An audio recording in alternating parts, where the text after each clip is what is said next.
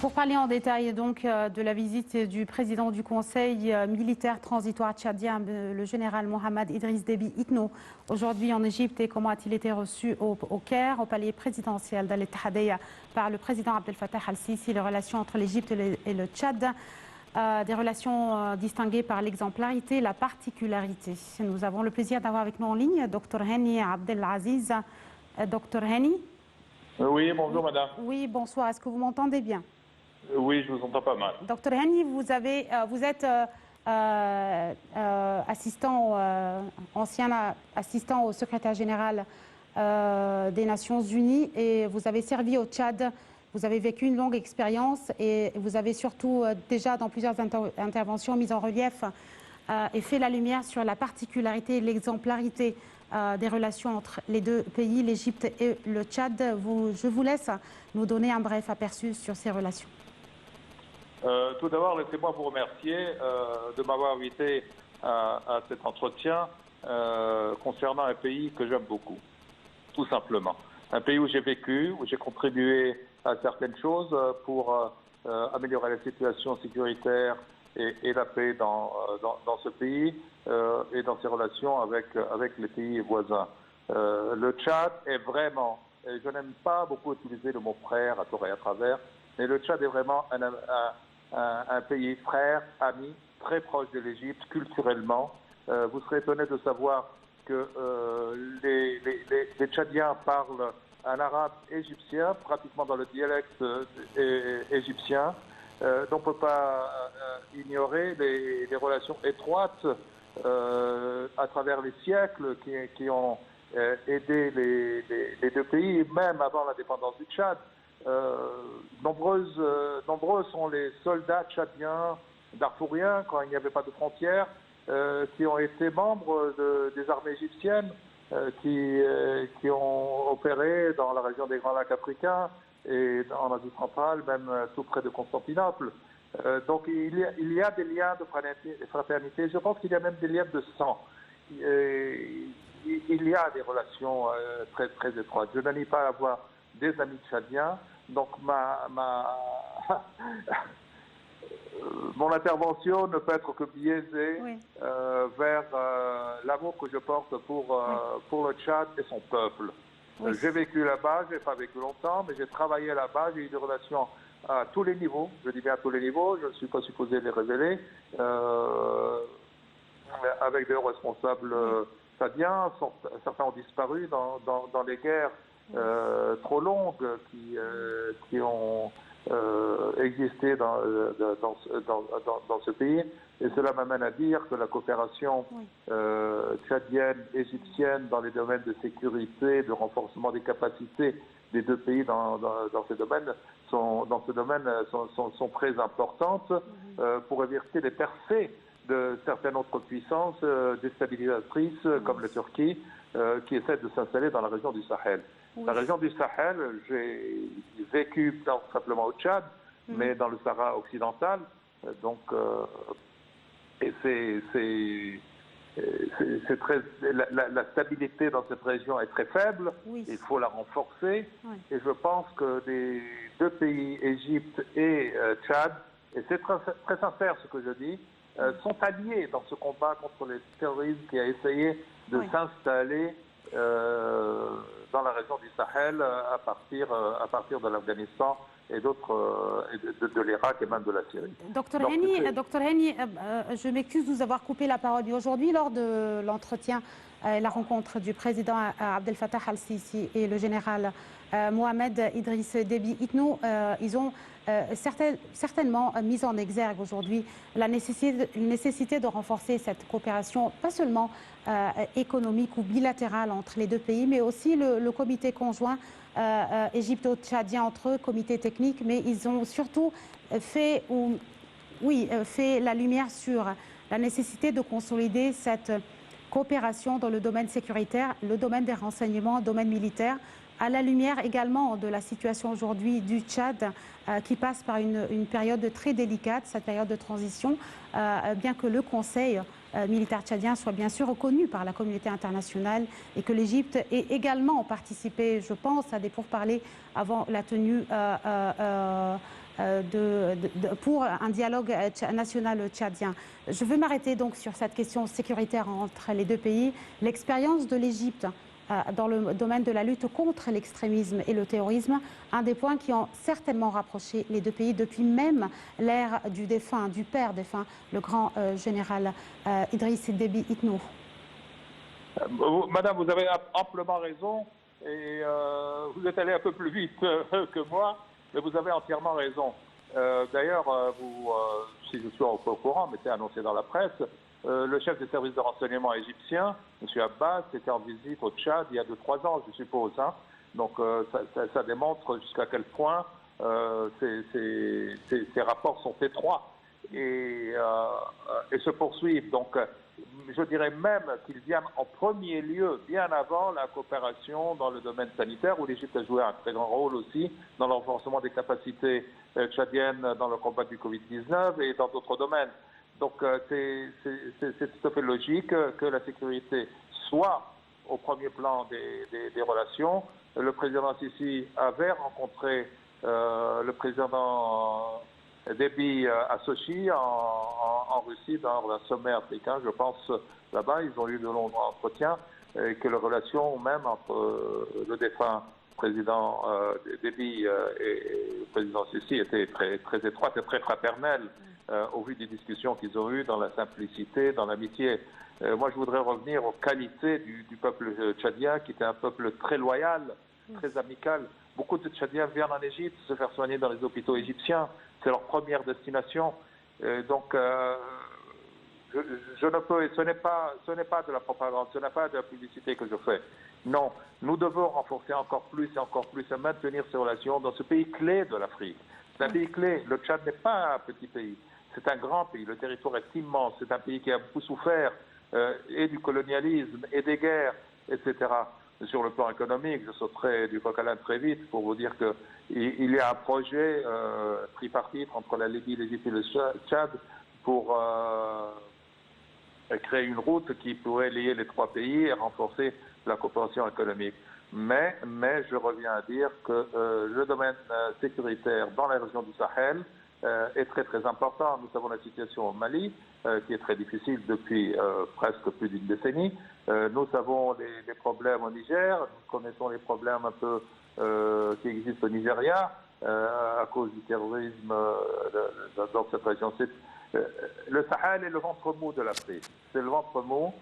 C'est l'endroit où tout ce monde va se cacher dans les villes du désert et pratiquer ces pratiques totalement inacceptables et qui doivent être combattues, je dis bien combattues. Donc voilà mon opinion. Personnellement, et je le dis ouvertement, je suis pour le renforcement encore plus large et qui continue des relations Égypte-Tchad en raison de l'influence du Tchad. Le Tchad a de l'influence. Je vous rappelle que je travaillais en République centrafricaine, il y avait un énorme contingent militaire en casque bleu qui venait du Tchad et aussi un très important contingent égyptien et que vraiment chaque jour je les voyais manger ensemble le petit déjeuner, midi et dîner, c'était vraiment une fusion totale entre les deux contingents.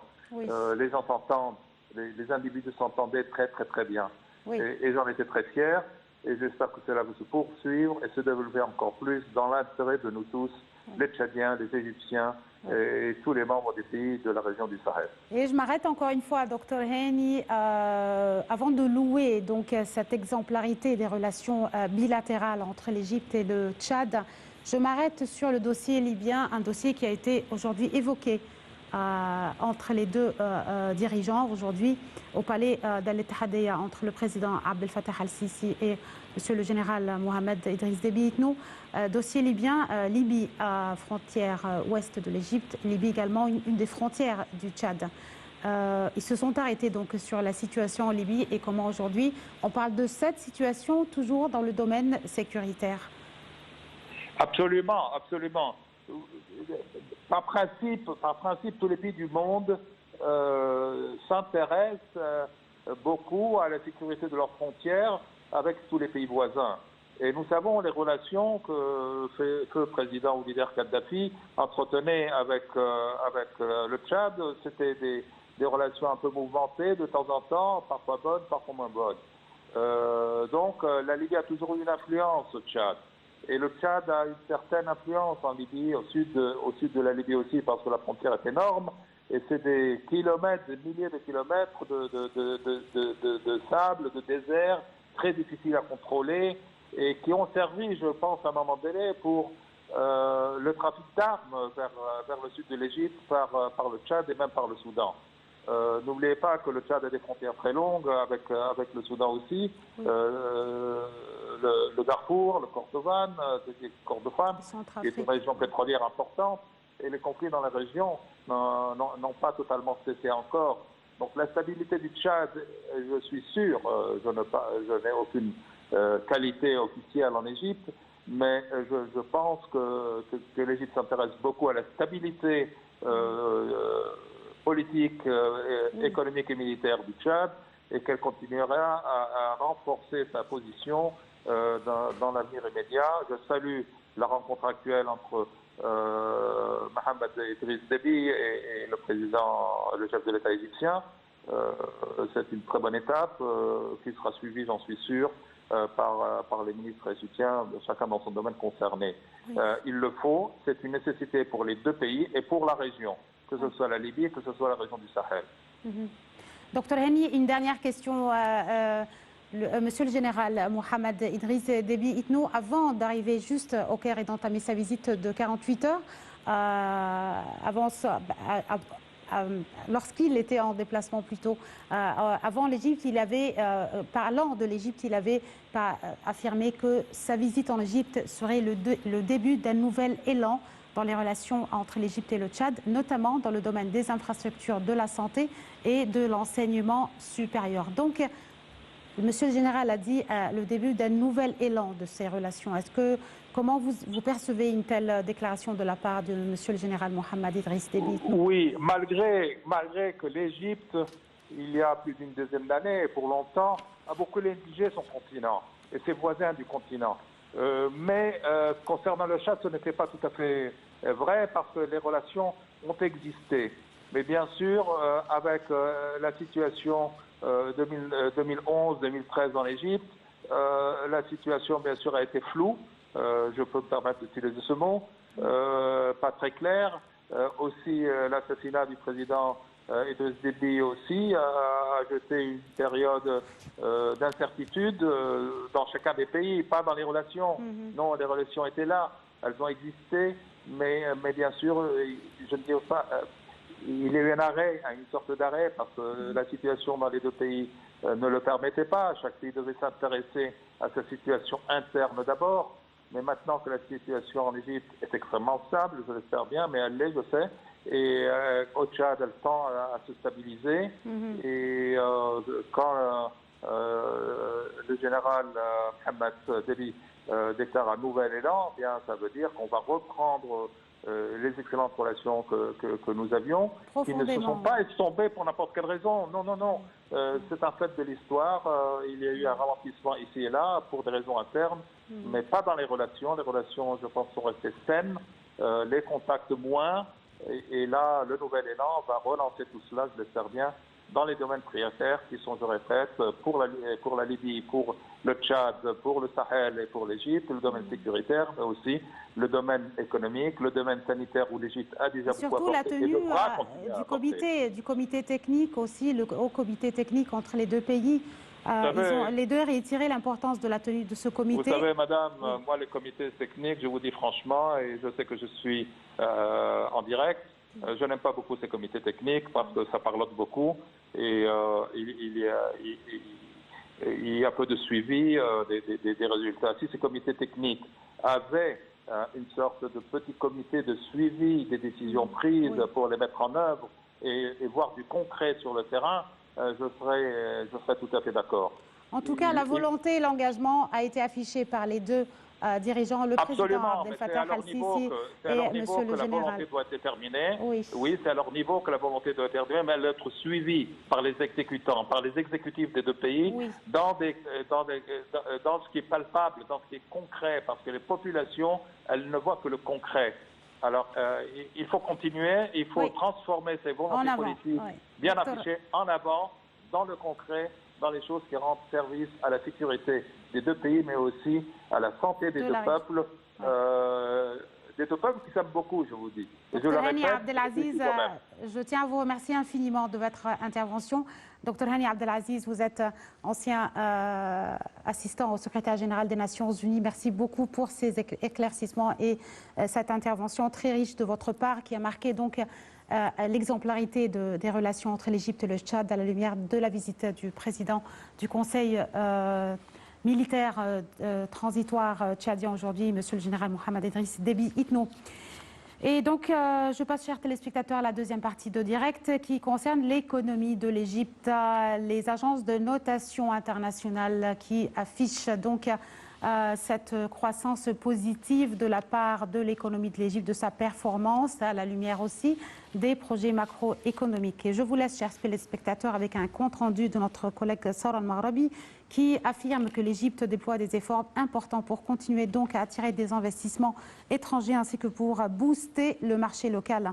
En effet, au début de l'année, les indicateurs sont fortement positifs au milieu de nouvelles mesures adoptées par le gouvernement égyptien. Et par ailleurs, les déclarations du ministre des Finances, Dr Mohamed Maït, qui indiquait que le ministère tenait à créer un climat stimulant et attractif pour les investisseurs locaux et étrangers afin d'approfondir le partenariat avec le secteur privé, notamment à la lumière du processus de développement que connaît l'Égypte. Sara Al-Maghrabi a les détails et on revient avec plus d'informations concernant la performance de l'économie de l'Égypte.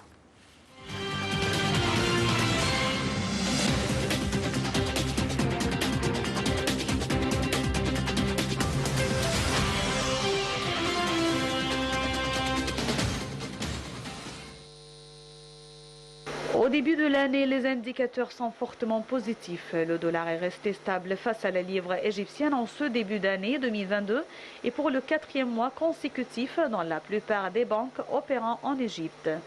De même, les économistes et les analystes financiers s'attendent au développement considérable des performances de la bourse égyptienne en cette année, au milieu de nouvelles mesures adoptées par le gouvernement. Les actions égyptiennes n'ont pas connu de forte augmentation en 2021 par rapport à d'autres marchés similaires. Par ailleurs, le ministre des Finances, Dr Mohamed Maït, a indiqué que le ministère tenait à créer un climat stimulant et attractif pour les investissements locaux et étrangers pour approfondir le partenariat avec le secteur privé, notamment à la lumière du processus de développement que connaît l'Égypte. Lors de son entrevue lundi avec l'ambassadeur d'Arabie Saoudite au Caire, Dr Maït a affirmé que le développement que connaît l'État dans sa structure institutionnelle et législative s'est traduit dans la modernisation et la mécanisation des systèmes fiscaux et douaniers, de manière à aller de pair avec les critères internationaux pour faciliter les services fournis à la société d'affaires et aplanir les obstacles afin de promouvoir le mouvement du commerce intérieur et extérieur. Pour sa part, le diplomate saoudien a affirmé que le gouvernement de son pays tenait à augmenter le volume des investissements saoudiens en Égypte à la lumière des opportunités d'investissement prometteuses offertes par le gouvernement égyptien. Parmi les éléments garantissant la robustesse de l'économie figure le canal de Suez. À cet égard, le canal de Suez représente 12% du commerce mondial, a déclaré lundi le président de l'autorité du canal, Oussem Rabia, notant qu'il avait atteint en 2021 les tonnages, les revenus et les passages de navires les plus élevés de son histoire.